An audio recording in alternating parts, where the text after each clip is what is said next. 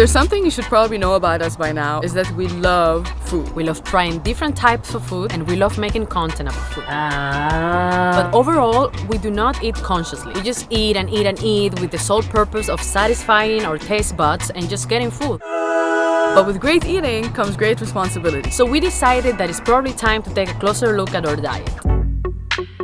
I've been a pescatarian for the past 7 years, so I don't eat meat or chicken, but I also don't eat enough veggies or fish, and instead I found myself eating more and more processed foods. Also, lately having to clean the fish and seeing all the blood and guts has really pushed me to become fully vegan.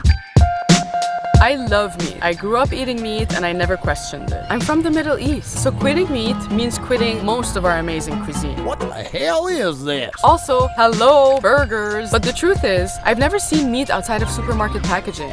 Did you know that in the US, more than 6 million animals per hour are killed for human consumption? That's crazy. Then why do I eat meat? Having said all that, I really don't believe I could live a fulfilling life without this. There's so much information online about how to go plant-based and so many different opinions. We can't do this alone. I'm so lucky to have my friend Sarah in town. She's an expert in plant-based nutrition. I love her food. Every time I browse her Instagram, I'm so excited with all these colors. Hi, my name is Sarah. I'm a chef and holistic nutritionist based in Paris. I specialize in plant-based nutrition, which is really about eating whole, natural, real foods. So fruits, vegetables, nuts, seeds, grains, legumes, and avoiding industrialized products and also minimizing your animal-based products. And it's also all about preventing diseases rather than reacting to them once they've already arisen. Today we're going to be making a green Thai curry with some brown rice, energy balls with matcha, banana bread, and a delicious smoothie bowl. So let's do this! Okay, we're ready, I guess. Help me peel these babies. We're gonna be using 5 bananas, mush it up with a fork. We're gonna be adding almond butter as maple syrup. Gonna put a little bit of apple cider vinegar as well. What? Why? Just a teaspoon. It'll help with the texture and also it's great for that gut health. A little bit of vanilla as well. A little touch of cinnamon. You're working that arm, huh? Yeah, Manal, what are you doing? 1.5 cups of oats and a pinch of salt. So I did a little egg substitute here. That's 2 tablespoons of chia seeds with 5 tablespoons of water. Chia seeds are a very rich plant-based source of protein, like peanut butter, like legumes, like lentils, chickpeas, hemp seeds, tahini, tofu. You can really get the protein that you need on a plant-based diet. I just added a little bit of coconut milk. You can add almond milk, either is fine. Add a little bit of baking powder. That's it? That's it. And then all you need is a mold, a little bit of parchment paper. Pour that baby right on top. Honestly, that was super easy to make. This will give you about 10 slices and it'll last a week. For a whole week, I love it. Sprinkle brown sugar so that it's nice and caramelized. Guys, this is so beautiful. Pop it in the oven, let it bake for about half an hour.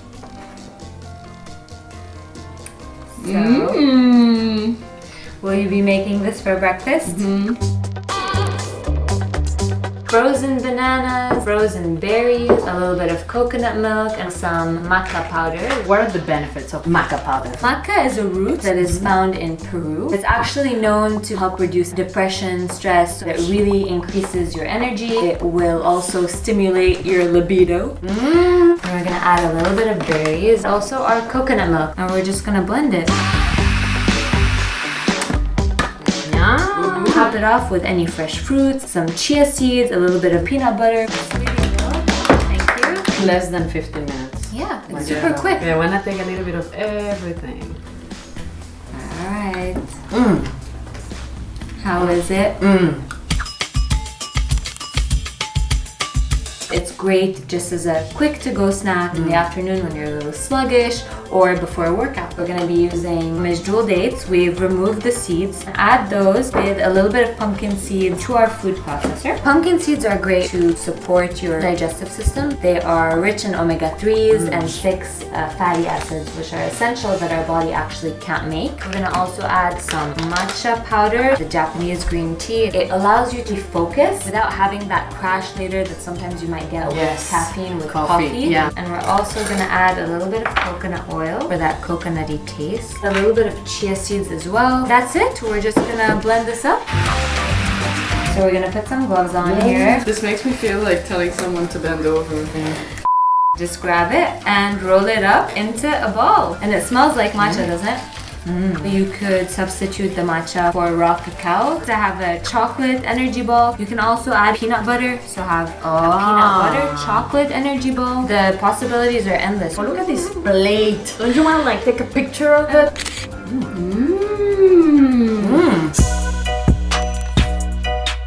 We're doing now a green Thai curry, but you could do a yellow Indian curry or a red Thai curry, changing the sauces as you go like that. It stays interesting. We're gonna have brown rice for those healthy grains, but you could use soba noodles, rice noodles, polenta, so change it up, right? Okay. We're gonna take the olive oil. Look how little of olive oil she uses. You just need a little bit to sweat the onion, the garlic, and the vegetables. We're gonna add first the carrots, just because they take a little longer to cook. Add a very generous teaspoon of Thai green curry paste. Gonna let the ingredients absorb the aromas of the paste. Add coconut milk, enough to cover the vegetables to the level. Let this cook a little bit, but if you want that little crunch, I'd say 10 minutes is enough. And we'll add the mushrooms also. Our green Thai curry is ready. It smells amazing. Are you ready to make this delicious Buddha bowl? Yeah. Word. I feel like when you hear the word curry, you feel already intimidated. You know, and this was so simple. These are baked parsnip chips that were baked in the oven for about half an hour with a little bit of rosemary, cayenne pepper, and some thyme. I had no idea what parsnips were before you told us to get the ingredients. They have a nice earthy flavor to them. I'm also gonna add a little bit of sweet potatoes that we baked in the oven whole for about an hour. And then I'm gonna add a little bit of chickpeas for that plant-based protein. A little bit of sprouts. We always want those fresh greens. Just looking at this plate, I really don't need any meat. You're not restricting, right? You're still eating very rich foods, very flavorful. One thing that you can also add is a tahini drizzle to add a little bit of creaminess and some more richness to the dish. Yeah. You're definitely going more excited. These colors are beautiful. Do like little substitutions here and there, and you have everything that you need for 30 days. It's gonna be easy, I promise. You're gonna love it.